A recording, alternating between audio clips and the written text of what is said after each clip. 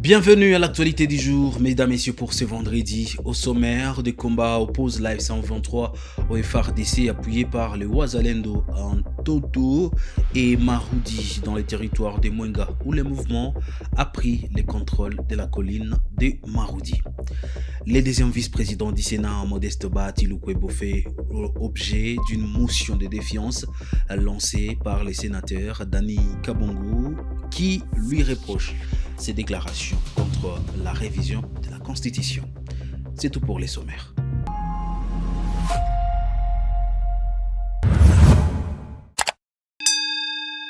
Si vous êtes nouveau sur Kivu Morning Post, abonnez-vous à la chaîne. On commence par la province du sud Kivu. Des violents combats entre les combattants des Live 123 et le FARDC alliés au Ouazalendo ont été signalés ce vendredi 6 mars 2026 dans les territoires de Mwenga. Nous sommes en province du sud Kivu. Ces combats se déroulent en Toto et Maroudi dans la chefferie des Bourigny où la situation reste tendue. La société civile locale affirme que les combattants de l'F-123 ont pris le contrôle de la colline de Maroudi. Encore depuis 5h, 6h30, jusqu'à présent, il y a encore des affrontements dans ces mêmes liens. Tondo, Touisse, Marundi, dans le groupement de Chitudu 1er et Chitudu 2. Les combats, c'est tout juste normalement à Marundi, c'est à chefferie de Bourigny, dans le groupement appelé Lurala. Non, Tondo, mais il y a aussi les villages qu'on appelle Lurala, c'est parmi les villages d'Entondo. Bourigny, c'est une chefferie du territoire de Mwenga, une chefferie. Oui, c'est là où il y a des combats. Oui, il y a les avancées d'M23. Cet endroit-là qu'on appelle Marundi, c'est là où ils ont récupéré depuis hier. Bon, on ne sait pas, hein, puisque les Ouazalendo se trouvent aussi, ce sont eux qui était sur Marundi, la colline appelée Marundi. Oui, Chizuka, en direction de Minembwe normalement. Il y a des endroits là, on peut aller vers Itombo et vers... Quand on dit Itombo, on va Minembwe. Le deuxième vice-président du Sénat, Modeste Bahati-Lukwebo, est visé par une motion de défiance. Le sénateur Dani Kabongo Bonganya a lancé l'initiative après les déclarations publiques de Bahati-Lukwebo contre toute révision de la Constitution. Les sénateurs reprochent à Bahati-Lukwebo un manque de respect envers le président Félix Tshisekedi et l'absence de consultation avant ses propos. Bon, lui, comme l'un des membres du présidium de l'Union sacrée, et il occupe aussi une poste importante au niveau du Sénat qui est la troisième institution de la République après la présidence et l'Assemblée nationale. Nous avons trouvé ces propos qui ne sont pas du tout corrects et manquent de respect envers l'autorité morale qui est l'initiateur lui-même de l'Union sacrée. Parce que quand il parle que c'est un problème d'homme, lui comme dirigeant à CSMP-VAC, donc il a fallu qu'il puisse d'abord, avant de faire une telle déclaration, se référer à l'autorité morale qui est le président de la République, qui faire des déclarations comme ça devant les journalistes. Donc vous lui reprochez ces propos appelant au respect de la Constitution. Ce n'est pas un problème du respect de la Constitution. Personne n'est contre le respect de la Constitution. Mais quels sont les griefs contenus dans votre motion contre les... Il y en a plusieurs. Je pense dès demain, nous allons faire une sortie médiatique pour expliquer pourquoi nous voulons son départ du bureau. La société civile de l'Ituri salue les opérations de FARDC dans les territoires du Djougou.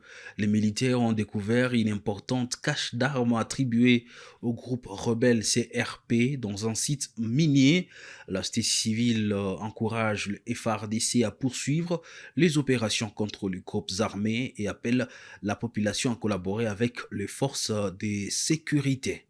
Message d'encouragement de la société civile Force Vive de l'Ituri aux forces armées congolaises par rapport aux opérations militaires menées à territoire d'Ndjougou contre la Convention pour la Révolution populaire à sigle CRP. Le bureau provincial de la société civile Force Vive de l'Ituri présente ses sincères félicitations aux forces armées congolaises pour la découverte d'une importante quantité d'armes et de munitions qui appartiendraient au mouvement rebelle de la CRP à territoire d'Ndjougou. Il y a lieu de rappeler que c'est la deuxième découverte de caches d'armes suite aux opérations militaires menées contre la CRP dans la même zone de Mabanga, qui auparavant était le quartier général de M. Baraka, chef d'autodéfense. La société civile Force Vive encourage les FARDC à poursuivre ces opérations militaires dans tous les états-majors des autres groupes armés accords actifs à Ituri, notamment la Codeco, FPIC, FRPI, Chineatuna, Mai Mai, ainsi que les pseudo-Wazalendo et ADF Nalu, qui sont actifs à territoire d'Irumu et de Mambasa, à vue de dénicher les autres caches d'armes pour éradiquer les phénomènes groupes armés. Le bureau de coordination provinciale de la société civile Force Vive de l'Ituri souhaite que le spécialiste d'état-major général des FARDC soit impliqué afin de retracer toutes ces armes et munitions pour que cesse définitivement cette entreprise criminelle qui a endeuillé des milliers d'Ituriens et a tant freiné le développement de notre chère province. Par ailleurs, la coordination provinciale de la société civile Force Vive de l'Ituri réitère l'engagement de toutes ses composantes de sensibiliser la population à collaborer avec les forces loyalistes à la prise de conscience collective pour la paix afin de barrer le libre passage à tout mouvement subversif susceptible de perturber la paix encore fragile en Ituri. Fait à Bunia le 6 mars 2026. Pour la coordination provinciale, ingénieur Dieudonné Losadekana, coordonnateur. Restons toujours dans cette partie de la RDC. La lenteur du système judiciaire maintient plusieurs détenus en prison à Mambasa. La nouvelle civile congolaise affirme que certains prisonniers restent incarcérés depuis 2 ou 3 ans sans jugement, faute de juges au tribunal de paix. L'organisation appelle le Conseil supérieur de la magistrature à affecter de nouveaux juges pour relancer le procès pénal. Il n'y a pas organisation de procès en matière pénale au tribunal de paix de Mambasa. Depuis 2 ans et 6 mois, le tribunal de paix de Mambasa n'arrive pas à organiser des audiences en matière pénale parce qu'il y a carence de juges. Cette juridiction n'a qu'un seul juge et ne saurait donc siéger en matière pénale, qui exige à ce qu'il y ait 3 juges pour que l'audience en matière pénale soit organisée. Et cela a plusieurs conséquences. Tout d'abord, il y a détention prolongée ou soit la violation du droit de la personne à être jugée dans un délai raisonnable. Et depuis là, il y a des personnes qui ont effectué 2 ans, voire même 3 ans sans être jugées devant leur juge naturel. Et deuxièmement, il y a aussi le surpeuplement de la prison centrale de Mambasa, cet établissement carcéral qui a la capacité d'accueil de 250 personnes seulement. Aujourd'hui, cet établissement a plus de 500, soit 517 détenus qui sont en train de souffrir dans cet établissement carcéral et ne savent pas à quel jour ils seront jugés. Et pour pallier à cette situation, il serait souhaitable que le Conseil supérieur de la magistrature puisse vraiment songer le plus vite possible au tribunal de paix de Mambasa en nous déployant ne fût-ce que quelques nouveaux juges pour accompagner le juge président qui est seul là-bas afin que les procès en matière pénale soient organisés. La fois dernière, nous avions écrit une lettre de plaidoyer à la MONUSCO, la section Bureau conjoint des Nations Unies aux droits de l'homme. Cette dernière nous a donné une suite favorable, mais en attendant cela, il fallait qu'une audience foraine soit aussi organisée au niveau du territoire d'Aru pour les juridictions militaires. Et cela a déjà été fait. Cette fois-ci, c'est Mambasa qui est en train d'attendre l'organisation d'un procès pénal ou soit d'une audience foraine, cette fois-ci d'abord pour le tribunal militaire de garnison de Bunia, que ces derniers puissent se déplacer au niveau de Mambasa sur financement, bien sûr, de la MONUSCO. Nous sommes en train d'attendre cela avec beaucoup de patience, monsieur le journaliste. L'actualité nous amène dans les territoires de Nyiragongo. Moutoumai Moïse devient le nouveau chef du groupement Moudja dans les territoires de Nyiragongo. Les autorités politico-administratives et coutumières ont procédé à son installation ce vendredi 6 mars à Kasumba.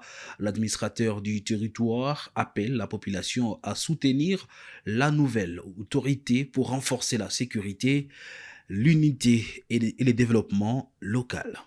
Je mesure le poids de l'héritage que me confiaient nos ancêtres et l'espoir que vous placez à moi pour diriger notre entité.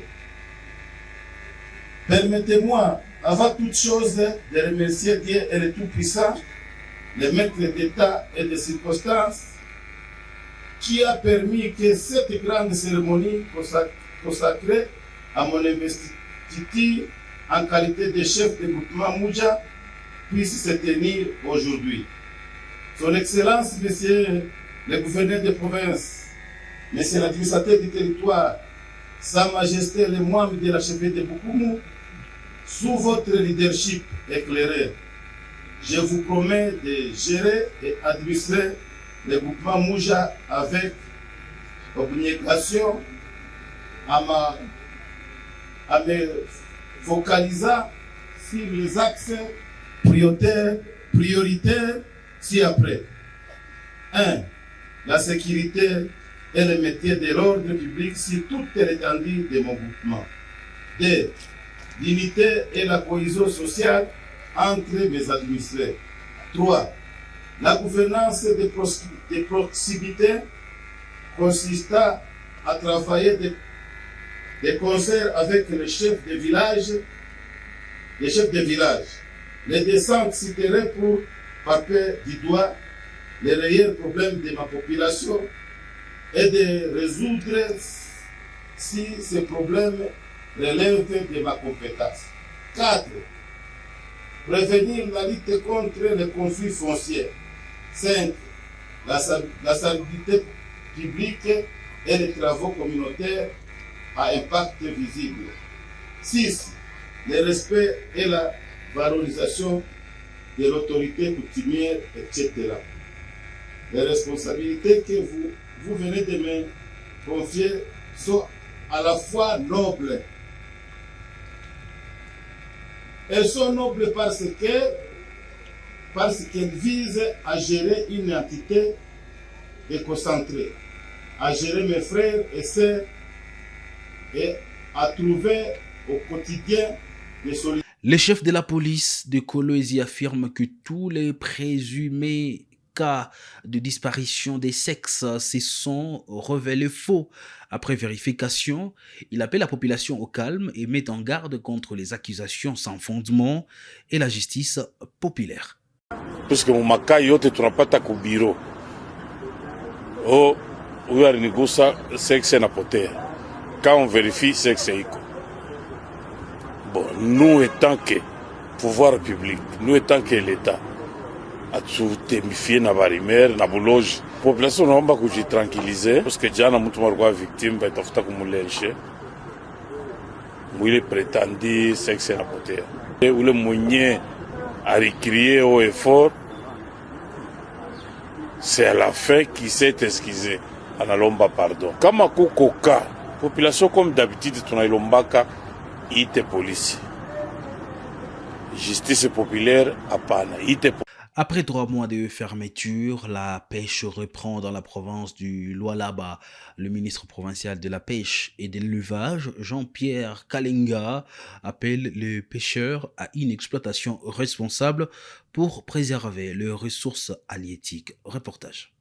C'est sous une pluie battante, comme un symbole de renouveau, que le ministre provincial de la pêche, élevage, affaires foncières, agriculture et développement rural est arrivé au village Katapula pour la cérémonie officielle marquant la réouverture de la pêche sur toute l'étendue de la province du Lualaba. En présence du chef de la division provinciale de la pêche et élevage, ainsi que des chefs coutumiers de la contrée, Jean-Pierre Kalenga Mupataï a de prime abord accordé la parole tour à tour à l'inspecteur territorial de la pêche, aux représentants des pêcheurs et à un agent de la division provinciale pour leur mot des circonstances. Dans des propos clairs et sans équivoque, ils ont salué la rigueur du ministre Mupatay qui a veillé au respect strict de l'arrêté provincial portant suspension de la pêche. Prenant la parole à son tour, le patron de la pêche au Lualaba s'est montré reconnaissant envers la gouverneure Fifi Masuka Saini pour son soutien dans tous les secteurs relevant de son portefeuille, et c'est malgré les contextes difficiles que traverse le pays. Jean-Pierre Kalinga Mupatay a cependant exhorté les pêcheurs à mettre scrupuleusement en pratique les dispositions de l'arrêté provincial levant la suspension de la pêche afin de préserver les espèces aquatiques et garantir la durabilité des ressources halieutiques. L'autorité provinciale, Son Excellence Madame le Gouverneur, a signé l'arrêté pour la réouverture de la pêche. Nous osons croire que la période de la fermeture a permis à toutes les espèces halieutiques de se reproduire et de croître. Maintenant qu'on vient de rouvrir la pêche, nous voulons insister sur la pêche responsable, parce que c'est ce que dit l'arrêté. Nous appelons à cet effet les inspecteurs qui sont chargés de réguler ces secteurs-là, de veiller à ce que la pêche reste ou continue toujours à être responsable. Utilisons seulement les filets acceptés ou autorisés par la loi. N'utilisons pas les filets prohibés ou à mailles prohibées. N'utilisons pas les méthodes défendues par la loi. Tout ceci, c'est pour notre bien et pour le bien des générations futures. Après son intervention, une présentation symbolique de certaines espèces de poissons, autrefois menacées de disparition, a été faite devant l'assistance, illustrant les résultats de la période de fermeture. La cérémonie s'est clôturée par l'incinération publique des filets à mailles prohibées, un geste fort traduisant la volonté du ministre Mupatay de lutter contre la pêche illicite et de protéger durablement les ressources halieutiques du Lualaba. Et c'est la fin de l'actualité du jour, messieurs, dames, pour ce vendredi 6 mars 2026. Merci à vous de l'avoir suivi. Restez branchés sur Kivu Morning Post.